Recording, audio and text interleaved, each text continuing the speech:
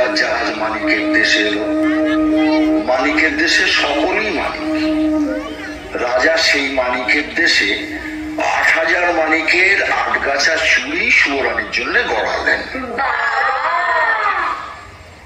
মানিকের চুড়ি নিয়ে রাজা সোনার দেশে চললেন।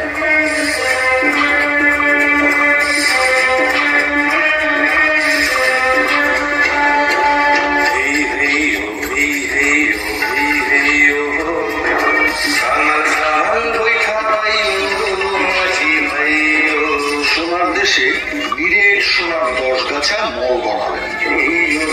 মল বাঁচতে লাগলো যেন বিনা ঝঙ্কার মন্দির আর লিলিছিনি। রাজা এলেন মুক্ত রাজ্যে। সেই দেশের রাজার বাগানে 2টো পায়রা পান্নার গাছে মুক্তোর ফল খেয়ে মুক্তোর ডিম পাড়ে। ডিমের মতো বড় বড় মুক্তো দিয়ে সেই দেশের রানী মুক্তোর মালা গাঁথেন। রাজা 1 জাহাজ রূপো দিয়ে সুয়োরানীর গলায় দিতে 100 হার কিনলেন।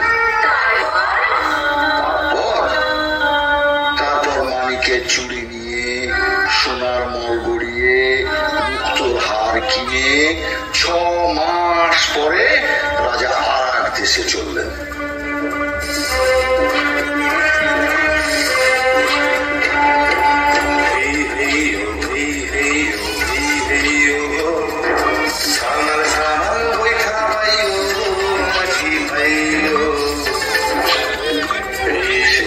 নীলমানিকের গাছে নীল গুটি পোকা নীলকান্তমণির পাতা খেয়ে জলের মতো চিকন, বাতাসের মতো ফুরফুরে, আকাশের মতো নীল রেশমের গুটি বাঁধে।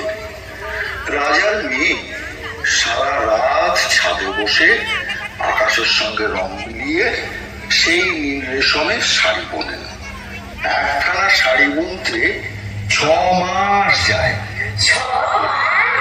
হ্যাঁ, রাজা 7 জাহাজ সোনা দিয়ে আদরিনী সুয়োরানীর জন্য শাড়ি কিনলেন।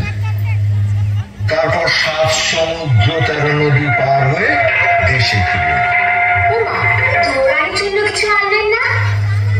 দুয়োরানীর কথা রাজা মশাই ভুলেই গিয়েছিলেন। হঠাৎ রাজার মনে পড়ল দুয়োরানী বাঁদর চেয়েছিলেন। রাজা মন্ত্রীকে বললেন, মন্ত্রী মশাই। বললেন মহারাজ। মন্ত্রী মশাই বড় ভুল হয়ে গেছে। কি ভুল মহারাজ? বড় রানীর শাড়ি গয়না কিছুতে চাইনি, শুধু একটা ছোট্ট বাঁদর চেয়েছিল। বাঁদর আনা হয়নি। দেখুন একটা ছোট্ট বাঁদর খুঁজে পান কিনা। যে আগে মহারাজ। মন্ত্রী মশাই বাঁদরের সন্ধানে চলে গেলেন। আর রাজা মশাই সাদা হাতির পিঠে চড়ে সোজা রাজমহলে ছোট রানীর কাছে গেলেন। ছোট রানী, ছোট রানী, ছোট রানী, দেখো তোমার সাথে গহনা শখের শাড়ি নিয়ে এসেছি। এই না, ও মা, কি সুন্দর। মহারাজ, মহারাজের সব আমার। সব তোমার। তোমাকে ছাড়া কাকে দেব? না না না, পড়ো পড়ো পড়ো। ছোট রানী 2 হাতে 8 গাছা চুড়ি পরলেন। মানিকের চুড়ি রানীর হাতে ঢিলে হলো। হাতের চুড়ি কাঁধে উঠল। রানী 2 পায়ে 10 গাছা মল পরলেন। রাঙা পায়ে সোনার মল আলগা হলো। আচ্ছা আচ্ছা, রানী মুক্তোর হার পরতে গেলেন। না না না, পারলেন না। মুক্তোর হার ছোট হয়ে গেছে। রানীর মুখ ভার হলো। এবার শাড়িটা 7 কুরু করে রেশমের শাড়ি পরার চেষ্টা করলেন। না, পরতে পারলেন না। নীল রেশমের নীল শাড়ি হাতে বহরে ছোট হয়ে গেছে। রানীর চোখে জল এলো।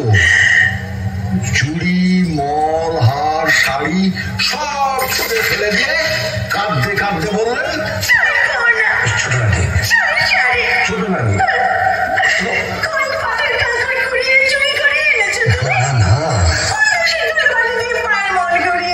না না না, শোনো শোনো শোনো ছোট রানী, শোনো আমার কথা শোনো। শান্ত শান্ত আমার কথাটা শোনো। আমি শান্ত হবো না। ছি, ছি, ছি। কি কার গলার মতো? কি কার গলা না? কোন রাজকন্যার শাড়ি?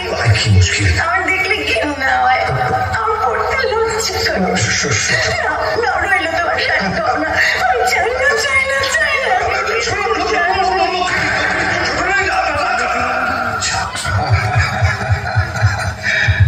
বুঝলে না, শিবরানীর খুব রাগ হয়েছে। গয়না শাড়ি কিছু পরতে পারলেন না তো তাই। রানী রাগে অভিমানে গোসা ঘরে খিল দিয়ে দিলেন। রাজা মশাই আর কি করেন?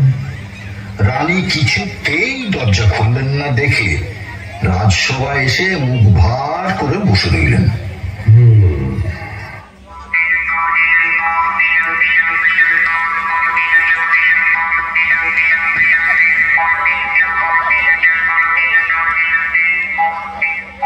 এমন সময়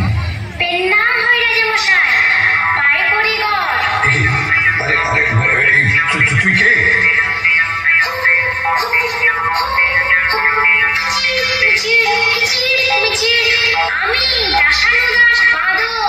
আরে আরে, এ কি বাঁদরে কথা বলে দেখি! আজব ব্যাপার, আজব ব্যাপার। কোথায় রে তোর ঘর?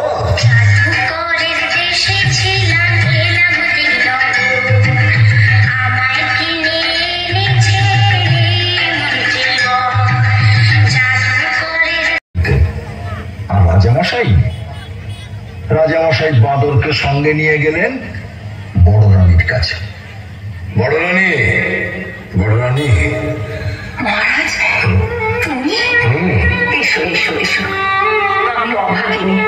আমার ভাঙা ঘরে ছেঁড়া কাঁথা ছাড়া আর কি আছে তোমাকে বসতে দেবো? তুমি তুমি ছেঁড়া কাঁথায় বসো, এইখানে। ঠিক আছে, ঠিক আছে। দেখো বড় রানী, তোমার এই ভাঙা ঘর, ছেঁড়া কাঁথা ছোট রানী রাজমহলের সোনার সিংহাসন থেকে অনেক ভালো। তোমার এই ভাঙা ঘরে আদর আছে, যত্ন আছে, সেখানে তা তো নেই। 7 জাহাজ সোনা দিয়ে গহনা শাড়ি এনে দিলাম, ছোট রানী তা পায়ে ঠেলে ফেলে দিল। তুমি আমার কাছে শাড়ি গহনা কিছুই চাওনি, বাঁদর চেয়েছিলে। এই দেখো, এই দেখো, তোমার জন্য একটা ছোট্ট বাঁদর নিয়ে এসেছি।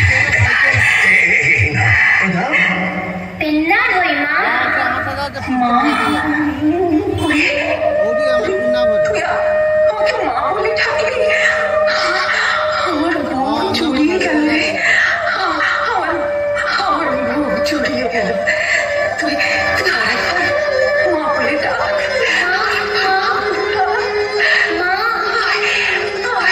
আমার কাছে, আমার বলে আমার কাছে, আমার বলে খুশি হয়েছি মহারাজ, খুব খুশি হয়েছি। তুমি এতদিনে আমাকে একটা সাথী এনে দিয়েছ, সে আমাকে মা বলে ডেকেছে। আমার বুক জুড়িয়ে গেল। আমার খুব ভালো লাগলো রানী। তুমি আদর করে বাঁদরকে কোলে তুলে নিয়েছ, ছেলে বলে বুকে জড়িয়ে ধরেছ। আমার খুব ভালো লাগলো, খুব ভালো লাগলো। শোনো শোনো, ছোট রানী যেন জানতে না পারে যে আমি এখানে এসেছি তোমার কাছে। শুনে না আর আস্ত রাখবে না, হয় তোমাকে নয়তো আমাকে বিষ খাইয়ে মেরে ফেলবে। তুমি তুমি তোমার এই বাঁদরকে নিয়ে থাকো, এখন আমি চাই। কেমন চাই? রাজা দুয়োরানীকে সাবধান করে দিয়ে চলে গেলেন। আর দুয়োরানী সেই ভাঙা ঘরে দুধ কলা দিয়ে বাঁদরকে নিজের ছেলের মতো পালন করতে লাগলেন। দিনের পর দিন, মাসের পর মাস, বছরের পর বছর কেটে গেল। দুয়োরানী বাঁদরকে কোলে নিয়ে রাজমহলের দিকে তাকিয়ে কাঁদেন আর কাঁদেন, কাঁদেন আর কাঁদেন।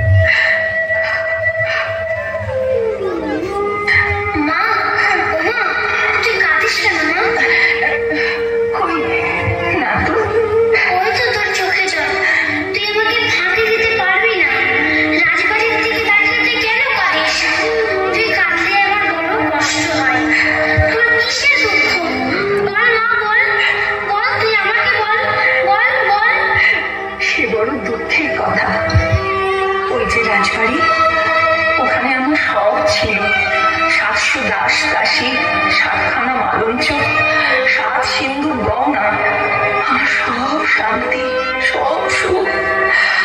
আমার সব প্রসূত ধন রাজা সব কেড়ে নিয়েছেন।